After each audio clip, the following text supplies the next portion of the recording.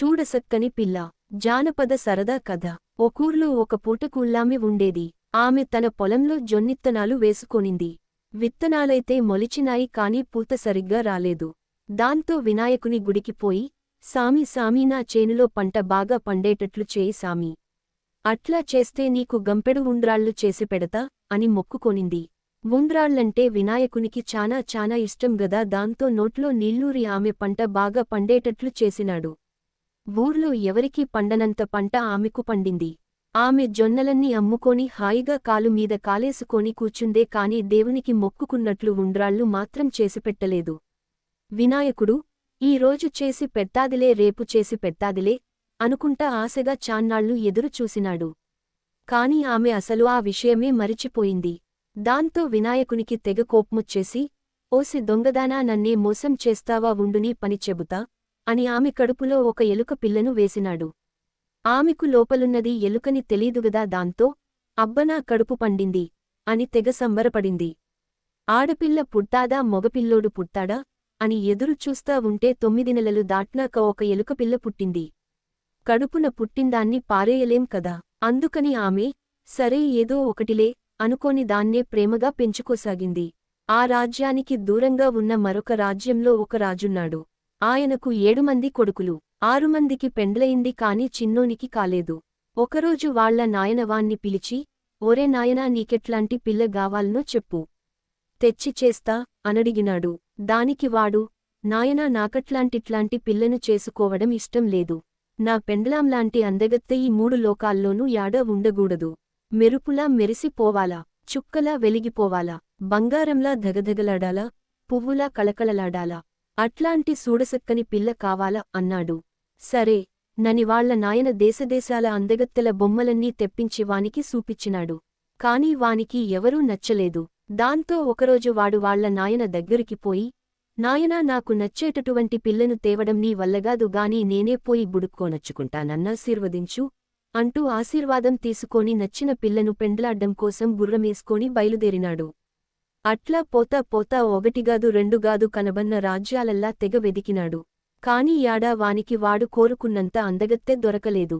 అలా ఒక్కొక్క ఊరే దాటుకుంటా ఆఖరికి పూటకూళ్ళామె ఇంటికి చేరుకున్నాడు. ఆమె వాని మొగం చూసి, ఏం నాయనా యాన్నించొస్తా ఉన్నావు, ఎందుకట్లా విచారంగా ఉన్నావు అనడిగింది. దానికి వాడు నెమ్మదిగా తన కథంతా చెప్పినాడు. దానికామె వెంటనే, ఓరిని దానికంత బాధెందుకు, నీకు కావలసింది సక్కదనాల సుక్కనే గదా.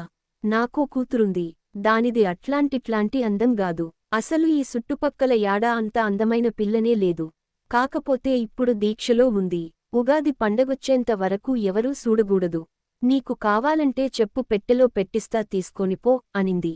వాడు సరేనన్నాడు.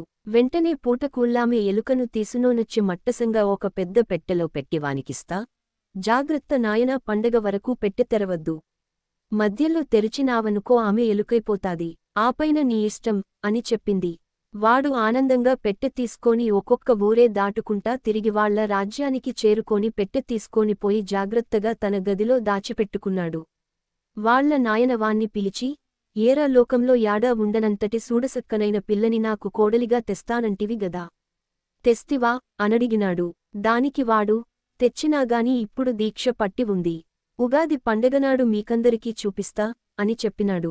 ఒకరోజు వాడు ఉండబట్టలేక, నాక్కాబోయే పెండ్లాం ఎట్లాగుందో ఏమో ఎన్ని రోజులని చూడకుండా ఉండేది.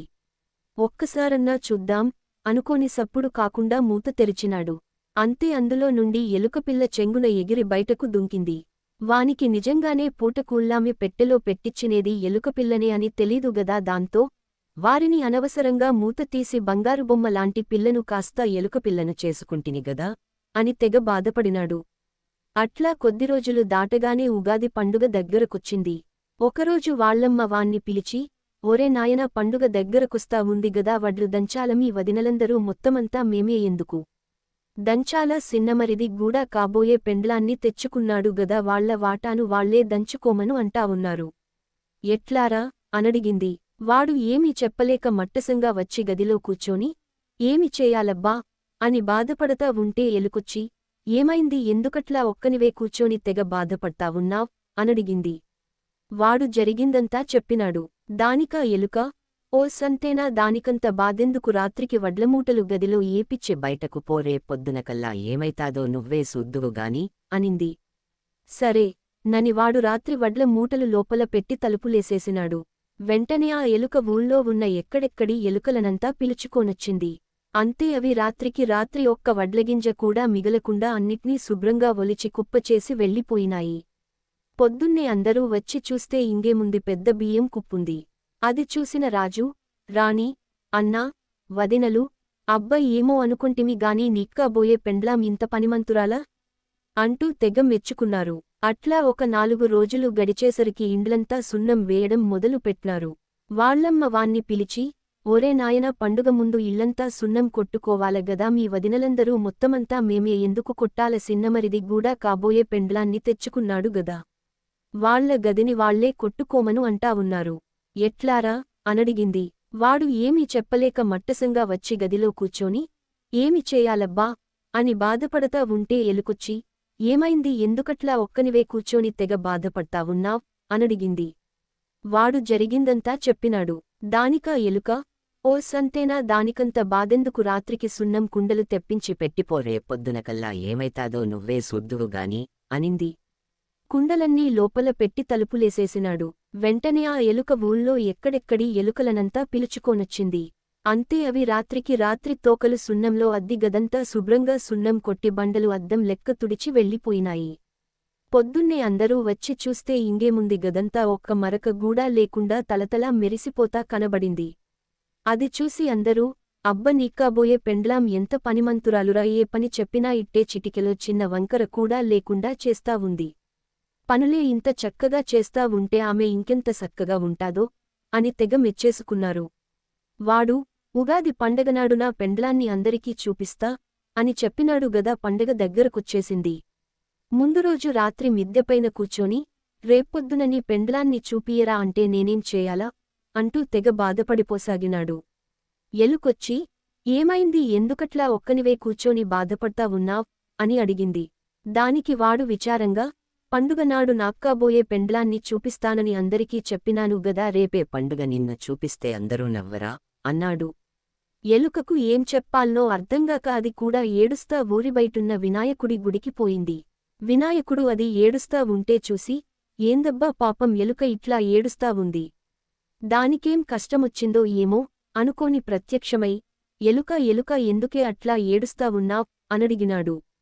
ఎలుక కళ్ళెమ్మట నీళ్లు కారిపోతా ఉంటే వెక్కి వెక్కి ఏడుస్తా, ఎందుకు స్వామీ నన్ను అందరిలెక్క పుట్టియక ఇట్లా ఎలుకలెక్క పుట్టిచ్చినావు నేనేం పాపం చేసినాను అంటూ జరిగిందంతా చెప్పింది. దానికి వినాయకుడు, సర్లే అయిపోయిందేదో అయిపోయింది. ఇంక నువ్వేమీ దిగులు పడొద్దు. దీనికంతా కారణం నేనే కాబట్టి నేనే చక్కదిద్దుతా అంటూ ఆ ఎలుకపిల్లను కాస్త అందమైన 16 ఏళ్ల పిల్లగా మార్చేసినాడు. ఆమె సంబరంగా ఉరుక్కుంటా పోయి యువరాజుకు జరిగిందంతా చెప్పింది. తరువాత రోజు పొద్దున్నే వాడు కాబోయే పెండ్లాన్ని తీసుకొని బయటకొచ్చినాడు. ఆమెను చూసినోళ్లందరూ, అబ్బ ఎంతందంగుంది పిల్ల, అచ్చం ముత్యాల పందిరి లెక్క అని తెగ మెచ్చేసుకొని వాళ్ళిద్దరికీ పెండ్లి చేసి ఆశీర్వదించినారు. కథ నచ్చితే లైక్, షేర్ అండ్ సబ్స్క్రైబ్ చేయండి.